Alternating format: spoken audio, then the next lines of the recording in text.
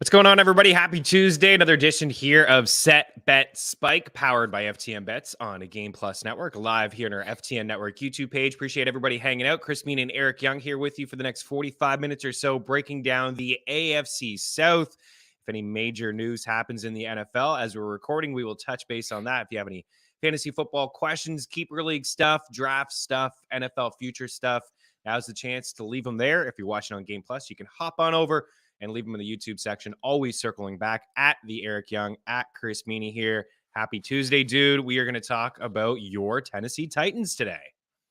Yeah, excited, man. Yeah, we're creeping ever so close. Like, a few weeks ago, the NFL season seemed so far away. Now, like my home league draft, we're trying to figure out how do we all get together. We like to do it in person. Yeah. If you're doing fantasy football and you're not drafting in person in at least one of your leagues, you're doing it wrong. It is the best. Usually I do it 3 or 4 times. I haven't been able to do it at all this year. We're supposed to be at the Flex Draft in New York, flight troubles, and I wasn't able to go in person. One of my favorite days of the year, and it was taken away from me by stupid air travel. I was bummed. I do another one with a bunch of guys from the WWE that I've been in for 6 or 7 years. We normally get together in Orlando. Couldn't figure that out because so many people with so many different schedules. So it's down to the home league, and we're trying to figure it out. Dave and Buster's changed their rules, so we're gonna find a place. If not, I'll throw it at my house and whatever. We'll figure it out. What rules did Dave and Buster's change? What's their deal? I don't. They changed a bunch of stuff. Like, so we've done it there for 4 or 5 years in a row, and then of course not during COVID because they weren't doing it. But they. It's a certain amount, and they used to have, if you spend a certain amount, then the room was free, and you get a private room and a waitress that comes in, like, brings you beers and brings you food and whatever. I mean, there's 14 guys in this league, so with 14 people, everyone gets one beer. You're at $250. It happens very quickly. They changed that, and you have to have it. Like, I'm on the phone with the lady, and she's like, "Oh, you have to have at least 15 people." I was like, "You realize that makes?" She was very nice. But obviously just somebody that answers phones there. And I was like, you realize that makes no sense, right? Like, that nobody has 15 people in a league. Very few people play in 16 teams leagues. Those are for complete psychos like me and you. I know they exist, but I'm saying for the masses is 10 and 12. That's the reality of it. And like, oh, you have to have 15 people. And they go, oh, we can eat in our dining room. I was like, there's going to be 12 of us yelling and swearing and we shouldn't be in public, that's not what should happen. Where are we going to put our draft board? She's like, oh, well, you could tape it on the wall or put it on the table. I was like, it's 15 feet. Like, I don't know. They changed all the rules. So we won't be doing it at Dave and Buster's. Dave and Buster's, no more free shout outs on this show. Yeah, that's it. That's done. I mean, I've had some good moments and times at Dave and Buster's. It's that's unfortunate to hear. I moved away from Toronto, so I'm gonna miss 2 home leagues. When I was there, it was always a great time. We always got together. We tried to go to a club like a sports bar, and we'd have some games on preseason. We have the draft board there. We're all rocking jerseys and things like that. But I am back out in the East Coast, and I have a couple drafts that I'll be able to take part in live with a few people. Most people, not all 12, but most people have a couple guys on Zoom and things like that. Yeah, draft season is here, man. I got 3 or 4 this week. I have 2 tonight. Speaking of Jake Seeley, the Flex League, having one this evening. I have pick number 10 in a Super Flex League.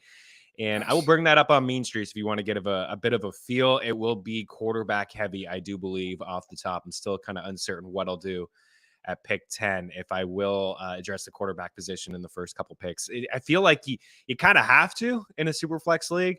If you don't, you are behind the 8 ball. I don't feel like it's a must to have a top 10 quarterback. If I can get 2 inside the top 15 that I think could be top 10s, then I'll go that way. But we'll see how it goes. But shout out to Jake Seeley in the Flex Leagues. And it's fantastic what he's been doing for years. And he's got multiple drafts there. And hopefully you and I can get together again, like we have before in the past in New York, to take part in a live Flex draft courtesy of Jake Seeley. But let's get after today.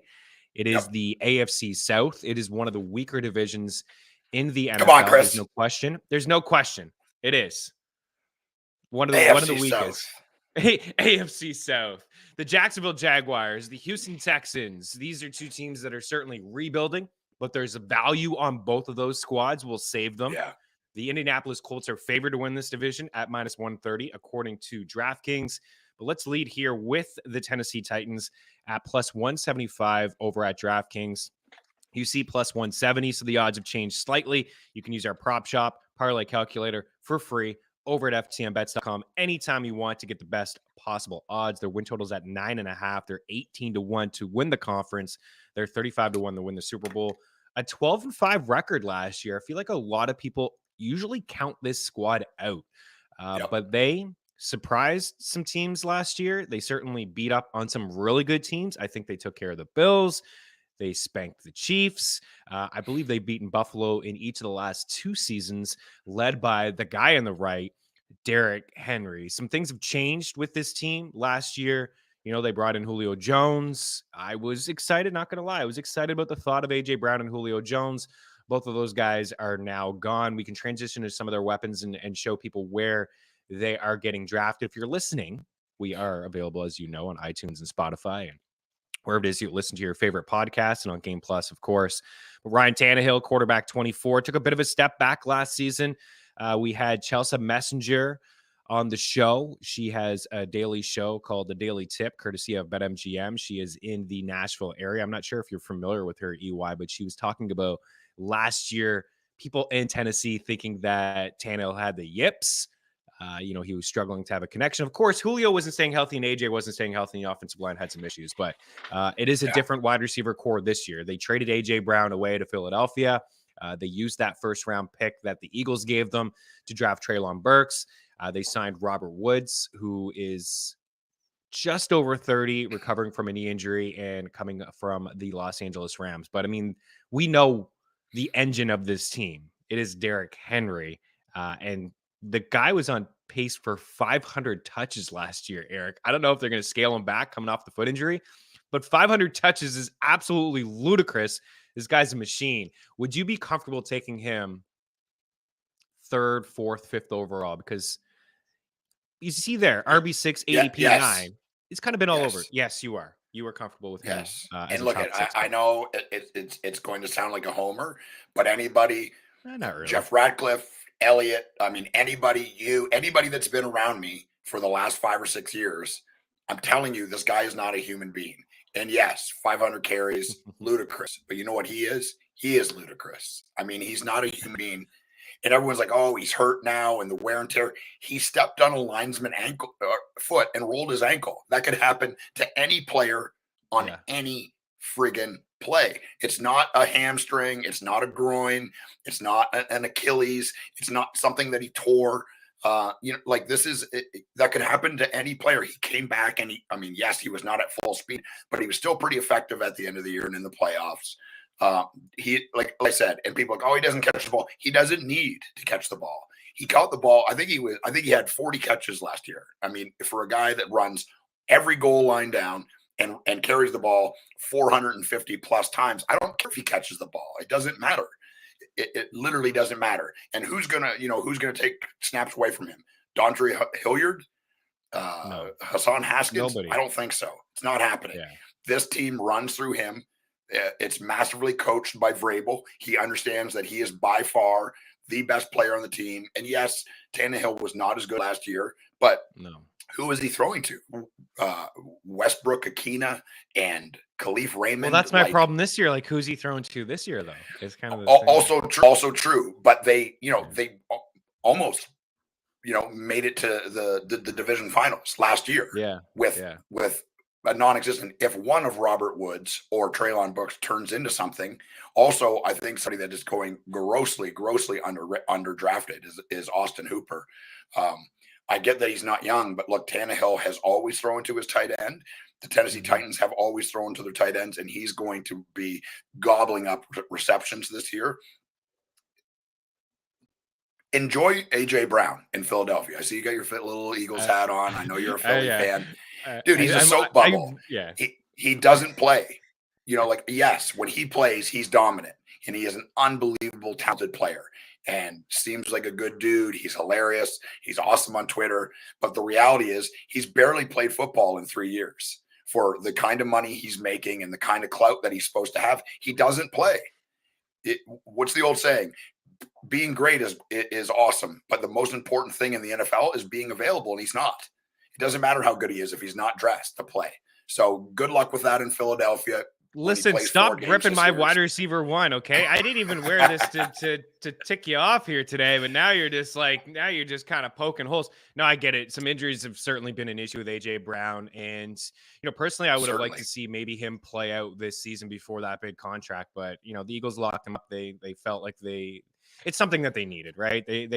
They've missed on so much talent at the wide receiver position in the draft over the past couple of years, and they just needed it. They're win now. They're kind of built to win right now. So with some older players on both sides of the football. So I like the addition, but you're right. AJ Brown is a guy that has not been able to stay healthy, but when he's healthy, he still is one of the best wide receivers. It is a huge hole that they are missing.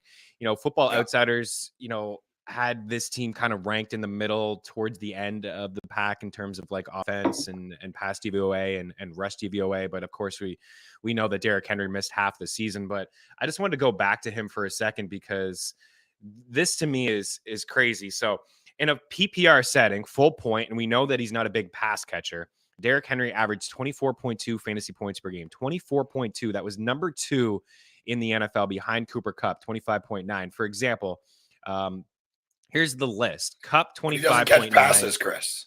I know, and he doesn't. And I have a.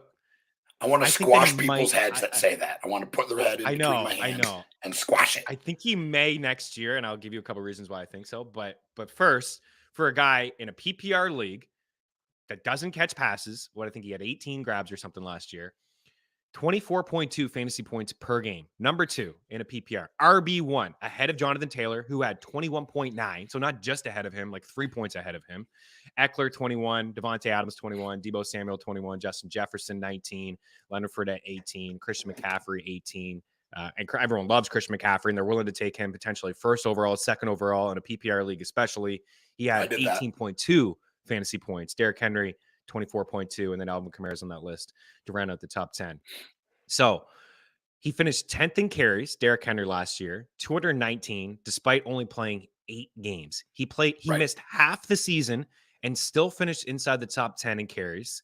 He averaged a career high 27.3 carries per game, 29.6 touches per game, 2.2 catches on 2.5 targets. He was on pace. Now, I don't know if he was going to be able to do this, and I don't think the amount of work that he had last season and the couple years prior, there was a moment a couple years ago, and you're familiar with this, I think when Vrabel first got to the squad, it was like, Dion Lewis and Derrick Henry, and Derrick Henry couldn't get on the field when the Titans were down because it was Lewis who was on the field, and it was kind of scripted out because he wasn't on the field to catch passes, and when the Titans were just playing from behind often that first year with Vrabel, it was a lot of Lewis who was on the field, not Henry.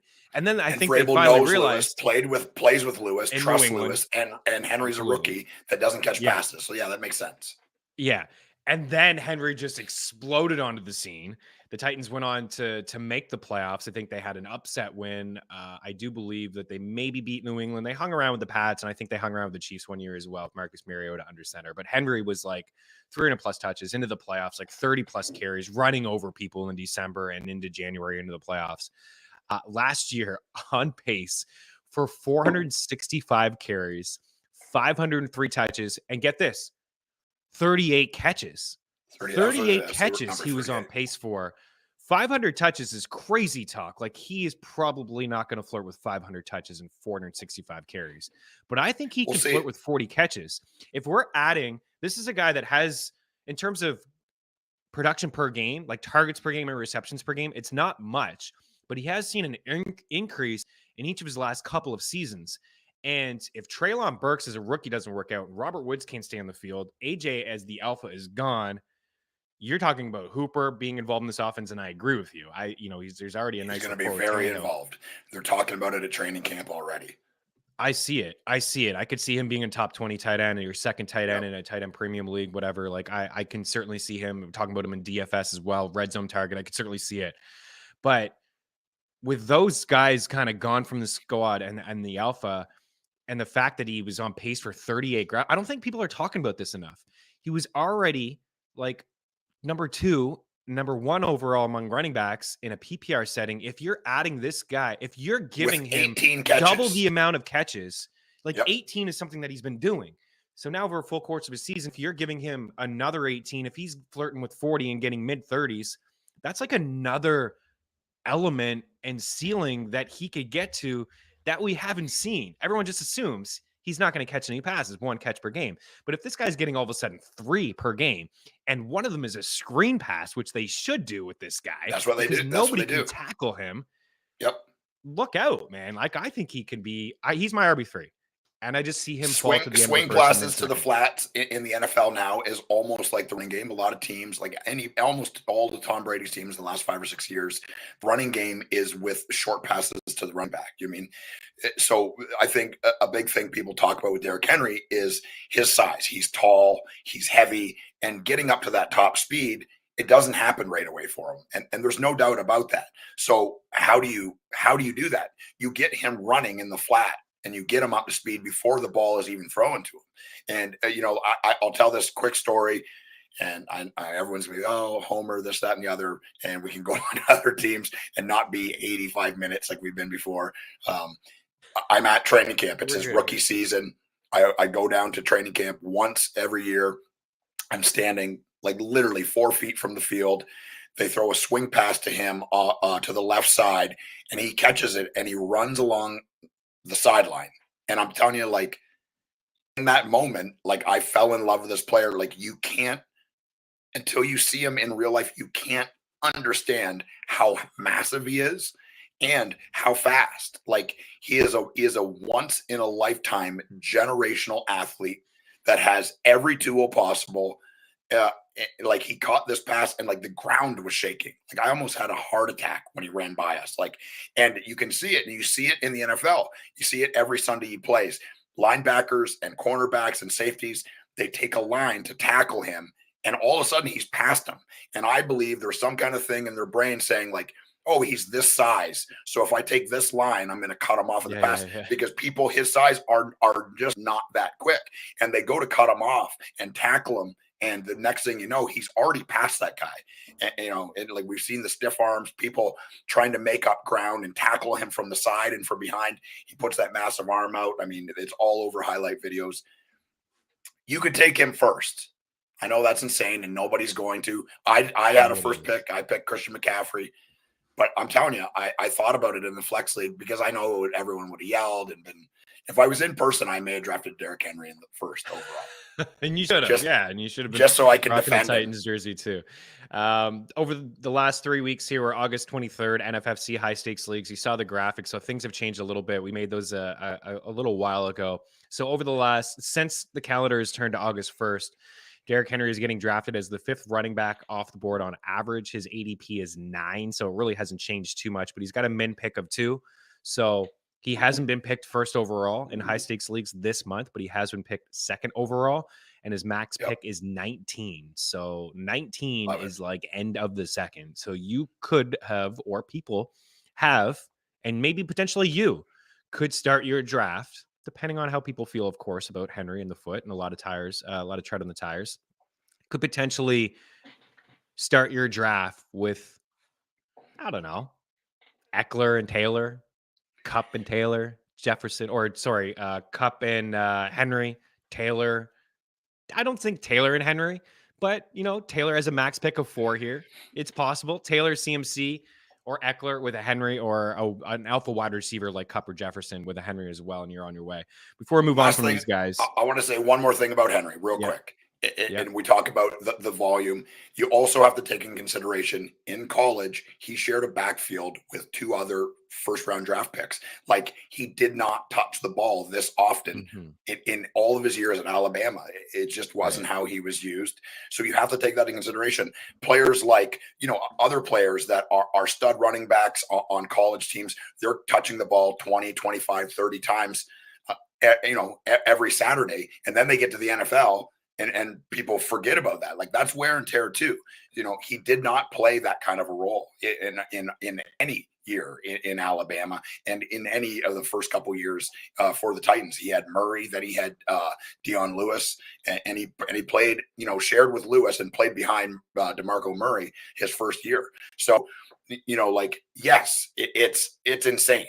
But what I know for sure is this guy is built for it. He is a freak. If you follow him on Twitter, and if you don't, you should. And on Instagram, like his workouts are. I watch them sometimes just for motivation, so I can get my chubby butt in the gym and because that's what he does. I like it. Have you ever taken a look at his high school statistics? Have you ever seen them? Like his high school numbers? I'm sure it's Oh, man. insane.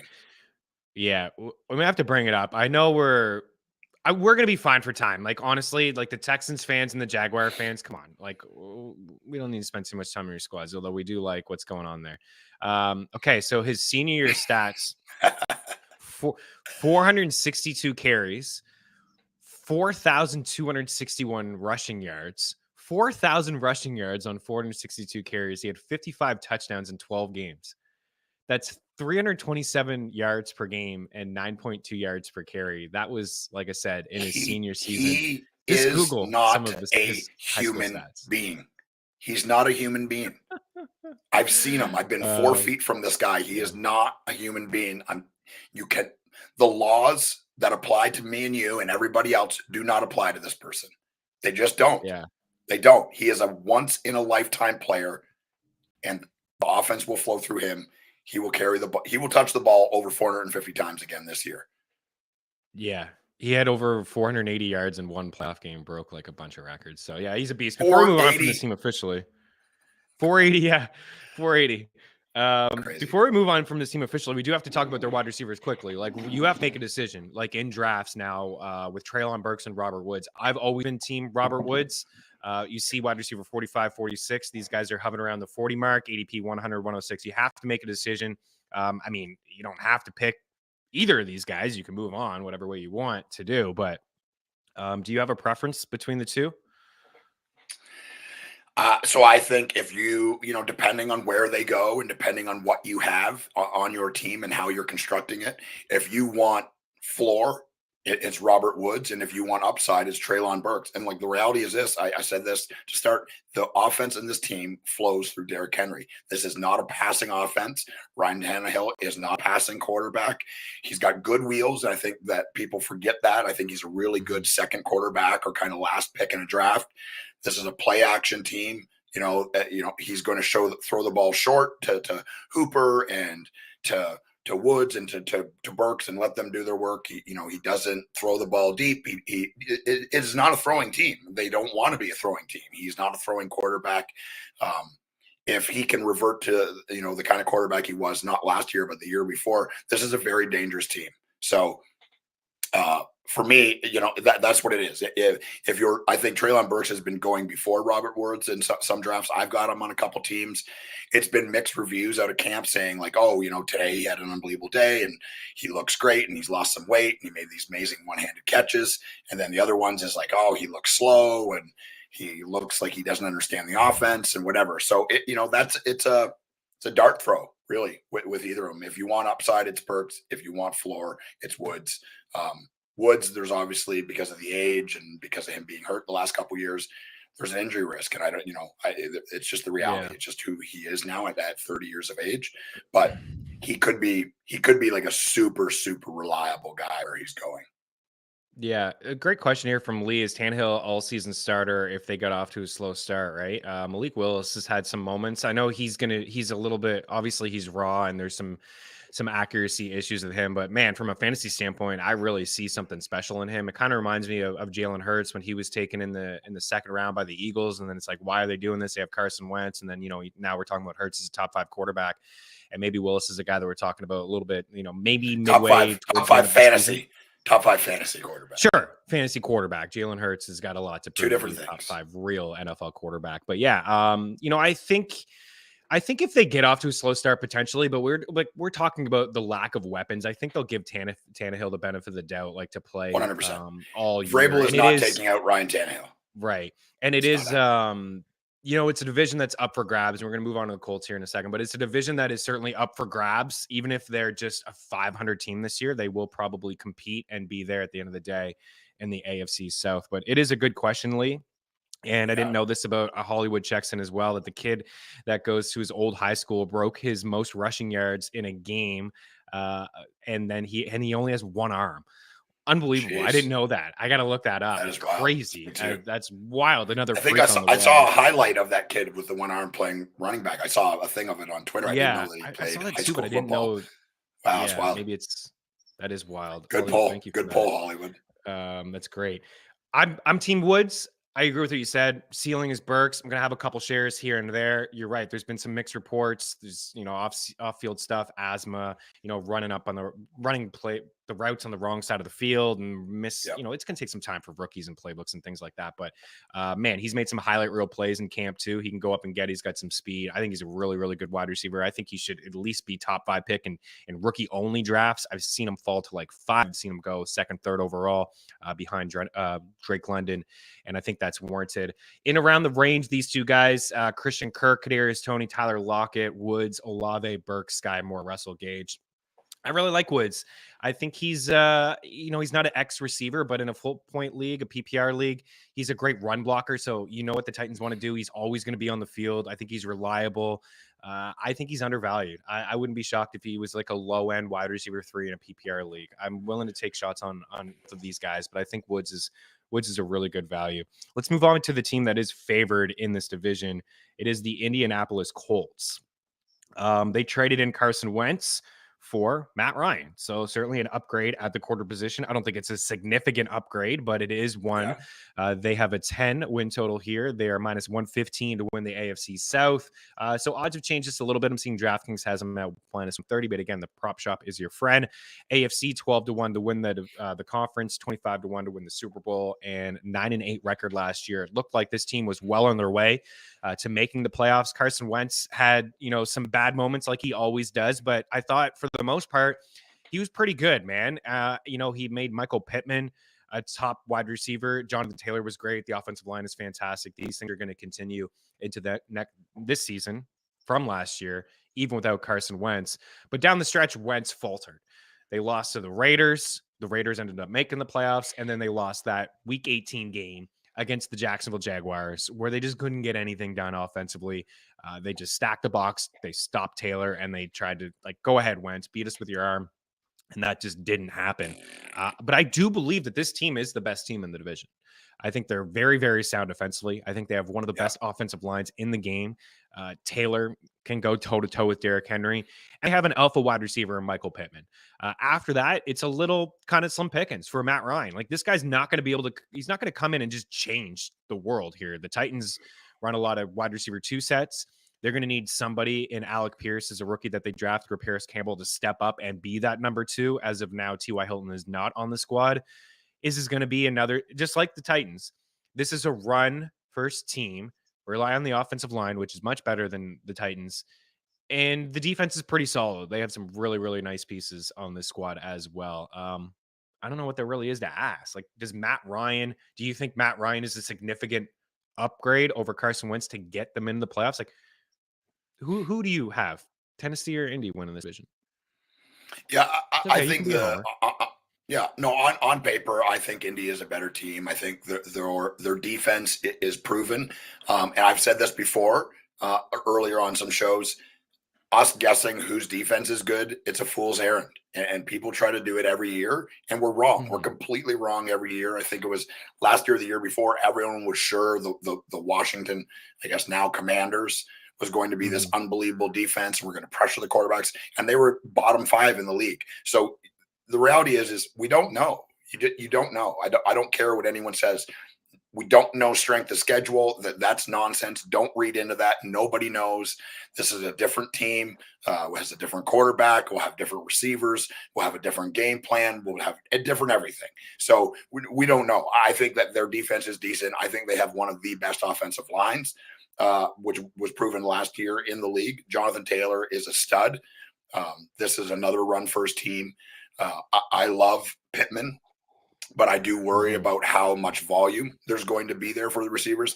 Everyone's like drafting Alex Pierce and thinks he's going to be number 2. Says who? He's a rookie. I mean, we don't know. Paris Campbell, he's been, a sleeper, dark horse favorite for the last 3 or 4 years. I think I've had him on almost every one of my best ball teams for the last 3 years, and I'm done. I'm done trying to do it. I don't blame you. I'm just done. I don't know. I think that the biggest value on this is Mo Alley Cox. I mean, if we know one thing about Matt Ryan, he loves to throw the tight end. If this is going to be a run-first team, there's going to be tons of short passes and play action to the tight end position. Mo Alley Cox is a massive human being and a very good athlete. And I just think the touchdown totals alone for Mo Alley Cox could be unbelievable. I get Michael Pittman is a big guy and a contested catch guy, but he's going to be doubled. I mean, they're not, they're going to double him on every play, and we're going to find out how good Michael Pittman is. With no T.Y. Hilton and no other competition really at wide receiver, every team is going to game plan. I mean, first for Jonathan Taylor, but they're going to bracket and double team Michael Pittman on almost every play that they think is going to be a pass. And I think that leaves Mo Alley Cox to be a big beneficiary of the touchdowns. I'm getting him in almost every one of my best ball leagues super, super late. As you can see on the board there, his ADP is super late. And I think he could be unbelievable this year. I just think the touchdowns alone, but he could be a big yardage guy as well. He's a really good athlete for a humongous human being. Yeah, he is a really good athlete, and he is humongous. I know there's been videos that have surfaced on Twitter. Like, you ever see like a 6'9" or 7'2" guy playing soccer with like these children? It's kind of like Mo Alley Cox inside the red zone, just running around with these kids. He is a big body. They do have multiple tight ends. I mean, they drafted Jelani Woods. They got Kalen Granson on there, who they drafted a couple years ago. But Mo Alley Cox certainly could be a red zone guy for Matt Ryan. I do believe in Michael Pittman. A lot of people think that he's going to break out this year. He broke out last year, guys. He had 1,000 yards last year. He finished with 129 targets and 88 grabs. He was among the leaders in contested catches. He did face a lot of double coverage last year, and he passed the test. And we are getting a little bit more of an accurate quarterback here in Indy with Matt Ryan as opposed to Carson Wentz. Now, again, Carson Wentz did some good things. He was inside the top 10 in deep yardage completion percentage, believe it or not. I know he's had some highlight moments that have just everyone likes to pick on Wentz, and I get it. Like, he's done some things where it's like, man, why didn't you throw that away? Or you hung on to it too long, or there's just been so many just plays that have just blew up in his face, and it's always on the highlight reels and everybody's laughing. But Wentz did some good things last year. But like I said, I do believe this is an upgrade with Matt Ryan. I like Michael Pittman. I think he's a top 15 wide receiver for sure. I would be comfortable taking him in the second round if I started my draft, with a Taylor or a CMC or a Henry, or even if I went Kupp or Jefferson and Michael Pittman is there after like Tyreek Hill and Mike Evans go off the board. He's borderline a top 12 wide receiver for me. So I have no issues with Michael Pittman. It's mostly what you said. Like, I don't believe in Paris Campbell. I never have. Like, Paris Campbell is always hurt. He can't get on the field in 2 wide receiver sets. And that's very, very telling because this Colts team likes to run the football. And if a guy can't get on the field for 2 wide receiver sets and he's only getting on for 3 wide receiver sets, then he's not really part of the offense. That's been the case last year and the year before. They started off this camp giving him wide receiver 2 sets, and then that stopped. In the last preseason game, he didn't even touch for wide receiver 2 sets. It was Alec Pierce. So I do believe that Alec Pierce is the guy to own in Indy. He's cheap. He's free. Campbell's going ahead of him. Take the younger wide receiver who has not had injury histories over the last 4 or 5 years and is already getting the benefit of the doubt to play in wide receiver 2 sets. Again, that is very, very key and telling what the team wants to do. So Paris Campbell, best ball, go ahead, because you're not going to have to deal with the frustrations. In redraft, you're going to be dropping this guy in a couple weeks. It's really that simple.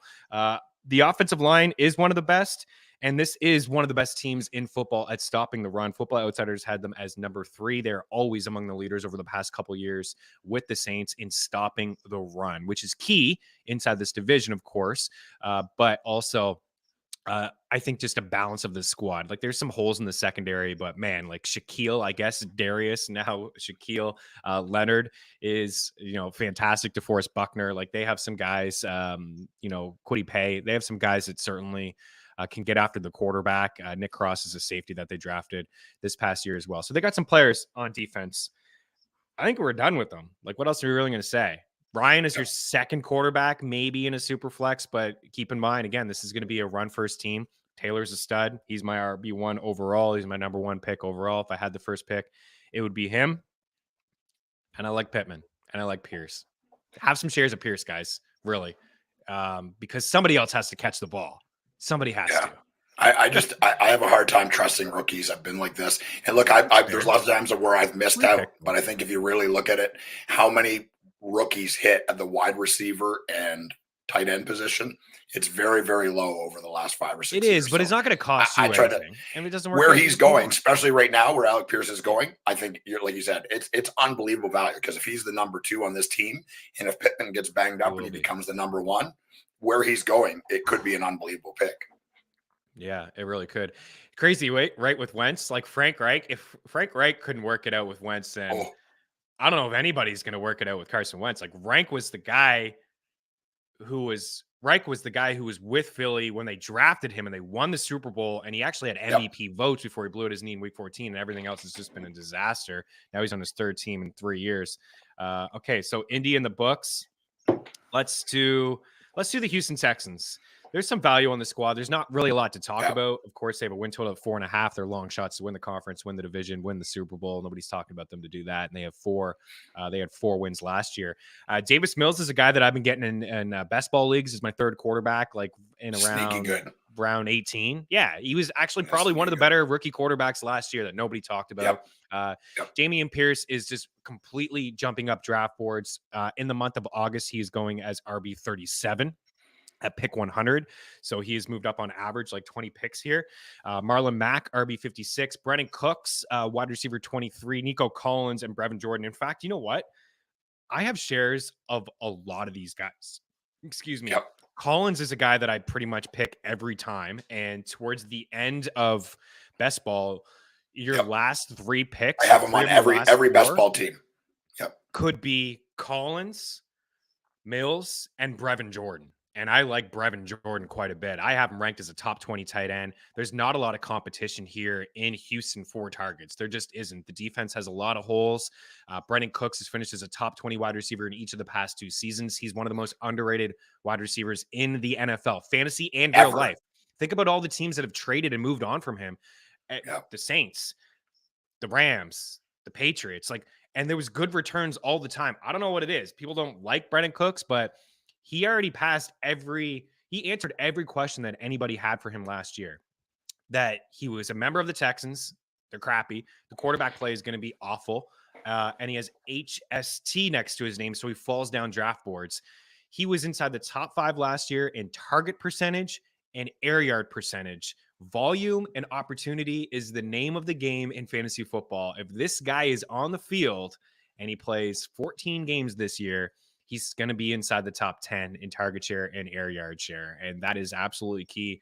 So volume is very important. Man, a guy, wide receiver 17 last year with Mills as quarterback. And Mills is going to improve here. So I think he's, and if you're playing it with your buddies, I play with my buddies who are like big NFL fans, and they understand like he's a really good wide receiver, but they won't touch him. Like he'll fall to wide receiver 25 into the late 20s because he's got Houston next to his name, and that just creates value. Who are you in on it seems like you like a lot of players on this Texan squad. Yeah. So when we first started talking, it came up. I didn't get a chance to put it in, but I got the yellow pad and I wrote down right here, bad teams give you real fantasy football value. You have to erase from your brain that the Houston Texans are a bad real football team, because in the fantasy football world, it does not matter. The opportunity here, we know that this defense is not going to be good. We know they're going to be behind. And what does that mean? More often than not, that means they're going to be throwing the ball and risking things and pushing the pace and trying to make up ground. In almost every game, that's going to happen. So there's going to be value. Brandon Cooks is maybe one of the most underrated players of all time. Nico Collins was highly drafted, highly thought of as a really good player, got hurt. I mean, as one of your last picks in a best ball or in he looks great in camp. Dude, he could be the number 1, on this team because of I'm not doubting Brandon Cooks. I've learned better to do that. I'm taking Brandon Cooks before Nico Collins. There's no doubt about it. He is the number 1 on this team. But Nico Collins could have a ton of volume and be a really, really good player for where he's going. Brevin Jordan, like you said, I don't know if I would take him 20th, but end of your draft, you mean there's way worse players. He's another guy that's a big guy, good hands, decent athlete. And Davis Mills is your second quarterback. Like, he runs, he throws, he was pretty accurate. He came out of nowhere last year. We were like, man, I was like, man, this team is going to be what a disaster. He was gutsy, man. Mr. Turtleneck was whipping the ball and keeping the Texans in games that they had no business being in. There's a ton of value here, a ton of value. The running back situation, I mean, I don't know. They've got like 17 guys on the roster right now. Rex Burkhead was the most used player. Dameon Pierce right now, it looks like that's the guy, but I just don't trust it because of how many guys are here. Rex Burkhead touched the ball a ton last year. They paid him. He did. Yeah. Politics exist in the NFL and owners exist in the NFL. They're paying Rex Burkhead way more money than he should be making. Good for Rex Burkhead. He's going to play. Dameon Pierce, he might get first and second down work, but how many times are they going to be in the red zone, and how many times is Burkhead or one of these other guys going to be on the field? I'm not touching him. He's moving up draft boards too quickly for me now. I think a week or two ago he was an unbelievable value, but now everybody's talking about him, and the reality is he's a rookie and nobody knows. Yeah, out of best ball and underdog, it's the guy that I own the most. He's been one of the best values all summer, and because he's moving up, because you're hearing reports that, well, first of all, he had a really good first preseason game, and the second preseason game they didn't play him, so that's just very telling how they feel about him. He's already the starter. If they're not playing this rookie running back in week 2 of the preseason, and they're playing Marlon Mack and Rex Burkhead, that tells you how they feel about Dameon Pierce. He's the week 1 starter on this team. He's got the most upside. He's the younger back. Rex Burkhead and Marlon Mack are just veteran backs. They may get in the way, especially early on in the season, but over time, I do believe Dameon Pierce is going to take over. I have Pierce as a top 35 running back.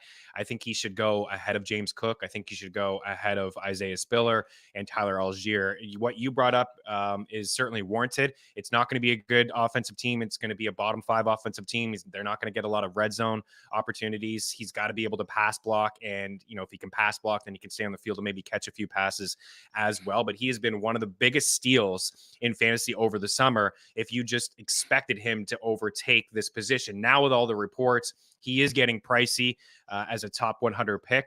But the FTN mock that we did on August 2nd, I think, I took him in the 10th round. So if you can get him in the 10th round, 9th round, I think that's still terrific value as like your 4th running back, and then away you go. I don't have anything else to add. Nico Collins is a stud. Draft him. He's one of my sleepers. Cooks, we talked about, undervalued. Mills is your 3rd quarterback in Superflex or best ball leagues. And then Brevin Jordan only played a handful of games last year, but towards the end of the season, you started at 4 targets, 7 targets, 4 grabs in back-to-back games, 56 yards in there, 3 touchdowns he had in his final 6 games. This is not a lot of guys there. That's it. And he's a big body. And he's pretty talented. So I think, we'll be talking about him throughout the season as like a waiver wire pickup. But you're right. He's not going to really get drafted anywhere, and especially in single tight end leagues and 10 or 12 team leagues. He's going to be hanging around the waiver wire, but he could be a DFS play. All right, we'll wrap up with the Jags. Jacksonville Jaguars here, another team, right, that's rebuilding. I don't know, man. I wouldn't be shocked if Houston finished ahead of Jacksonville. Their win total should be at 4.5, in my opinion. 6.5 is way too high. I would take the under here. I don't think that they're a 7-win team. I know that they move on from Urban Meyer and Doug Peterson, and that may be the biggest upgrade at the coaching position in NFL history because Urban Meyer is a complete shit show. But 66-1 to win the conference, to win the South, plus 750. And then Super Bowl at 130-1, 3 W's last year. Still a lot of holes on this team, a lot of changes offensively as we transition into some of their weapons. James Robinson's coming back from an Achilles injury. It looks like he's ready to go week 1, but he certainly will be limited. Travis Etienne did not play at all last season. He is Trevor Lawrence's former teammate from Clemson. He looked good in the second preseason game. I'm excited about him, but I think when Robinson comes back, he's going to cut in. And I wouldn't be shocked if he had more attempts than him this season. Etienne could still stay on the field, though, and catch a few passes, line him out wide in the slot. I think this could be like an Alvin Kamara, Mark Ingram from a few years ago in the Saints offense. Christian Kirk got paid like a stud that he is not. Marvin Jones, Laviska Shenault, Zay Jones, Evan Ingram. There's a lot of different moving pieces here on this squad. Talk to me about maybe one of your favorite weapons if you have one. Do you see a lot of value on this team like you did with Houston? I see a ton. And I think the biggest point you said is the coaching change. The reality is there's no way to grade this team by what we saw last year because it was complete and utter nonsense. Just absolute nonsense. The offense was not designed around what Trevor Lawrence does. The Travis Etienne did not play a single snap. Who was a very highly sought after and massive fantasy guy. I mean, broke people's hearts in fantasy. Was drafted in the first round. I think the wide receiver core with Kirk when DeAndre Hopkins went out, Christian Kirk was a high end 2, low end 1 wide receiver when he was the guy for Arizona. Now I get that Trevor Lawrence has not proven to be Kyler Murray, but the reality is Trevor Lawrence was one of the most sought after and highly regarded college prospects in the history of the NFL. Listen to what I'm telling you. Like Peyton Manning, on and on and on. All these guys are taken in the first round. Trevor Lawrence, I think if you were to poll teams over the last 10 or 15 years, he was the most sought after and most desired player at any position in college football, especially for how the NFL, he can run, he can throw, he's accurate, he throws a good deep ball, he has good touch. This guy does absolutely everything. And what you saw last year was not him. Unmotivated, stupid, just a ridiculous offense for the kind of players. This is going to be a completely different team. Whether they're going to be good or not, I don't know. But I mean, I would bet on them winning more games than Houston. And that the number one reason is because of Trevor Lawrence. Yeah, he didn't have a great season last year as a rookie, but again, to your point, it was Urban Meyer and just like just like there was no we could go on for hours. The whole season. The whole season, right? And the play. He's not comfortable. Like it's brutal. This is his rookie season, except he's got a year of playing under his belt. He's going to feel better going into the year, having a new coaching staff and a new offensive coordinator. He's going to be better. And I think where you're getting him, he could be an absolute steal. He runs. Yeah. He runs the ball, and he's very, very good at it. And he started to run towards the end of last season. I think he makes for a strong quarterback too. Like between him and Justin Fields, both of those guys staring at you. Maybe Tua. I think they're all three of them are good quarterback twos in super flex leagues. Yeah, Doug Peterson's going to be able to do wonders with him, right? He's a good head coach. He's a former quarterback in the league. He's been around some really good head coaches. And like I said, he did a good thing with Carson Wentz. He able to and Nick Foles, who's inside the division with the Colts, but he's done some really good things with quarterbacks in his short time as Super Bowl winning head coach. So he knows a thing or two. And out of those guys, Trevor Lawrence is triple the player that those two guys were, and they were good under Doug Peterson. Yeah. He's double the athlete, double the quarterback, double the everything. It would not surprise me if Trevor Lawrence is a top 12 quarterback this year. Wouldn't surprise me. I don't think that's where it ends up. Yeah, take some shots on their weapons. Evan Ingram is free. I know he's got the case of the drops, but they utilized the tight end a lot last year. I know it's a different offense, but Doug Peterson did utilize his tight ends a lot in Philadelphia with Ertz and Goddard. Christian Kirk, I think the price is fair as wide receiver 40. He's going to be a volume target guy. He's just going to get a lot of work. Zay Jones is underrated, and Marvin Jones finishes a top 45 wide receiver last year and a big red zone threat. He is free. So maybe it's best ball, but I think the Jags will be continuing to play from behind a lot like last year. Pace of play will be up as well. They will chuck. So there's volume there's value in some of their weapons. Etienne, I think, is a great target. And James Robinson, I think, is a fantastic, dart throw and around RB 45, right? He's a really good running back. He's coming back from the Achilles, but he could be decent for you in round 10 or 11. He could pan out, especially if you need RB help throughout. Evan Harrison in the house. We got to get out of here, but I like the Penny and DJ Moore side of that trade. Rate Elijah Moore. Oh, Elijah Moore and Penny for DJ Moore. I like the DJ Moore side. Actually, you know what? Yeah, I don't know. Elijah Moore and Penny's pretty good. You're getting a pretty good wide receiver and a potential Elijah Moore's RB2. Elijah Moore is really good. Yeah. I know they drafted Garrett Wilson, and I like him too, but I think Elijah Moore is the number one for them. Now Joe Flacco, it looks like might be the starter for it's for now, I guess, and maybe again. But Moore had some good seasons. Moore had some good games even without Zach Wilson last year, whether it's he was really good with Flacco or Mike White. Yeah. I like the side of Moore and Penny. I like the side Me of too. Elijah Moore and Penny. Yeah. Me And too. I really like DJ Moore as a player. All right, EY. Me too. Colts win the division, dude, but wouldn't be shocked if it was the Titans. It's not a great division. All right, we're out of here. George running the show. EY, myself, Chris Meaney. We will be back on Thursday. Have a good one. Cheers.